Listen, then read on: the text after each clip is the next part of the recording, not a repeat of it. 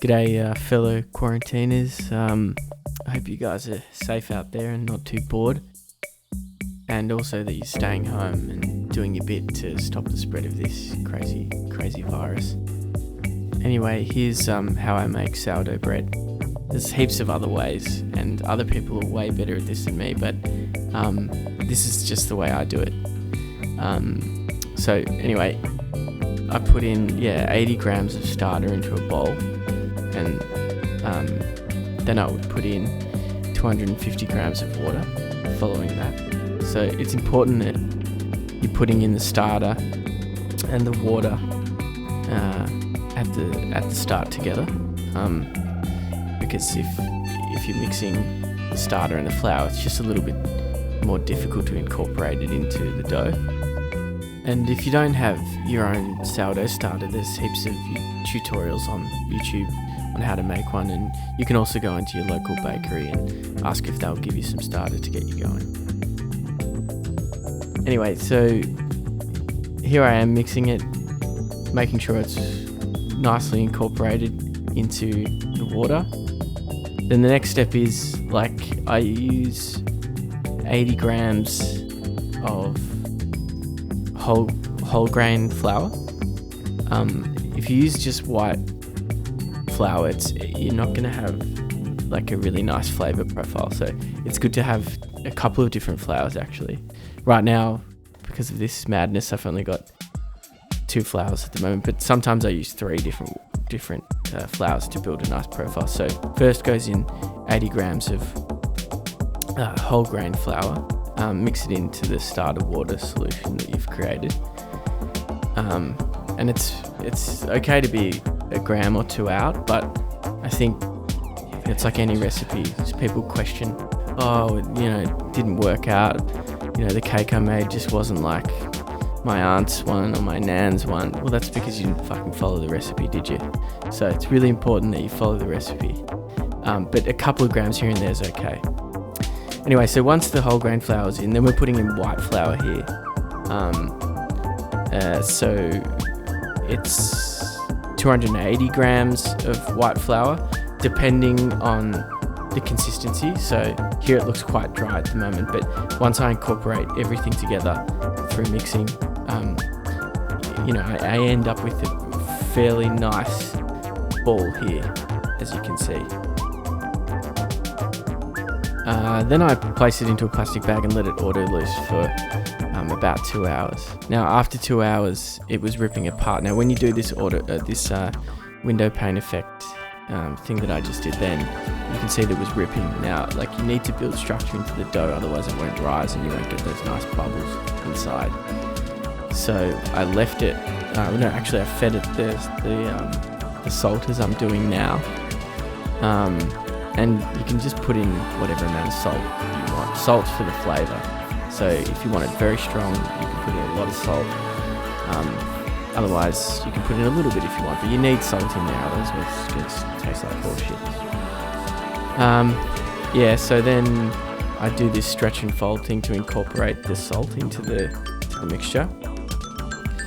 And I'm also doing this because when I do the stretch and folds, as you can see, it starts becoming a bit tighter, the dough, a bit stronger, a bit more structure. And you don't need the dough while you're doing the auto loosing, but I like to do the stretch and folds because I think that it creates a bit more structure. And I've noticed that when I do it, the dough rises a bit better when it hits the oven. And so, I'm still mixing and trying to get it into a nice circular dough. As you can see, it kind of sits up quite proud now. It's not as floppy as before. So that's the auto loosing process at work. I left it for another hour, and then I've attempted the window pane effect here, and you can see it's stretching without ripping. Now, when you do that, you need to have wet hands, not flour on your hands, just wet hands. And then, so I've seen that the dough's ready, and now I'm powdering my Bannerton basket with some flour so that the dough doesn't stick when I place it in there. And then I'm preparing the board or the bench for the shaping process. It's important you do this so it doesn't stick to the bench. It's important to get, at this point, some flour in your hands. But you don't want to mix flour into the dough now, because you've done all that hard work with the auto leasing. So at this point, just get it out and put it onto the board like I've done now. And that's the only time when you need flour on your hands, at this point here. Every other time you handle the dough, you should be using a bit of water on your hands to handle the dough. So I'm just sliding the scraper under the dough here.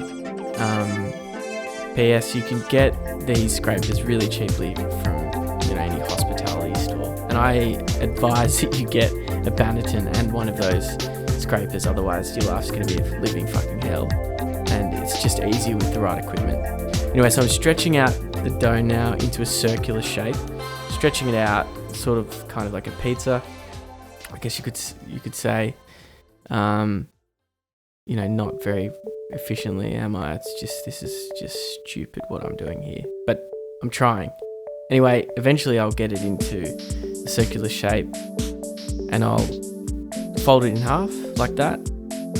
Fold it in like a nappy in a way.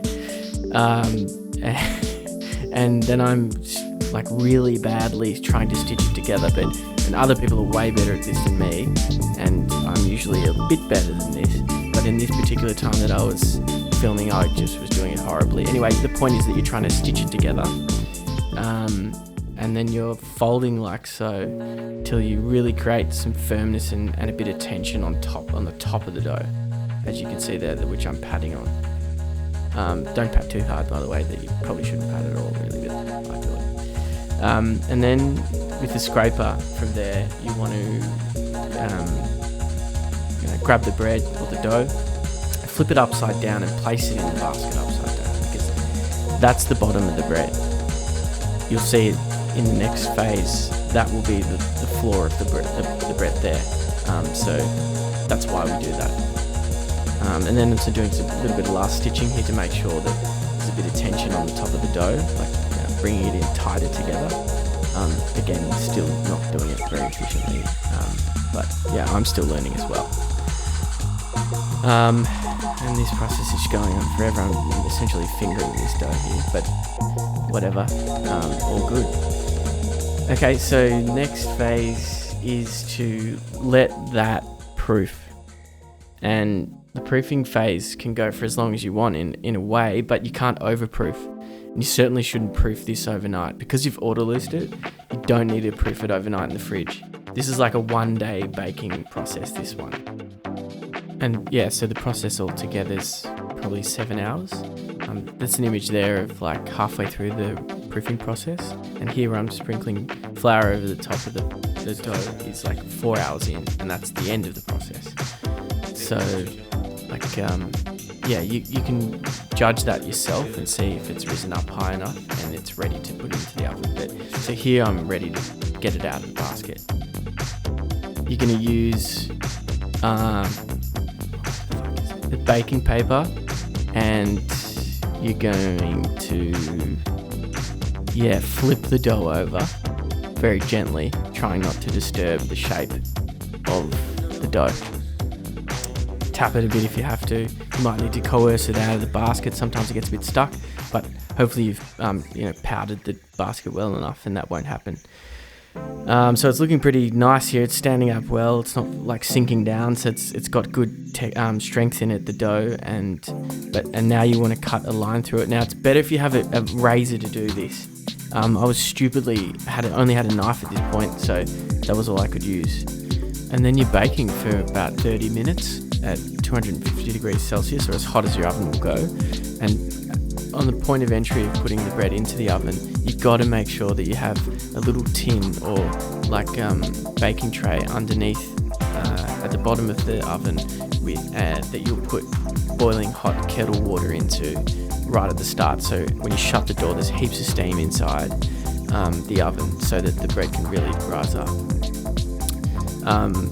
Sorry, the filming sequence is so out of whack with my audio, but anyway, I hope that's a big help, and if it takes a bit of stress off, needing to go to the supermarket to do this, or even taking a bit of stress off the demand for bread in the supermarkets, and we've achieved something here.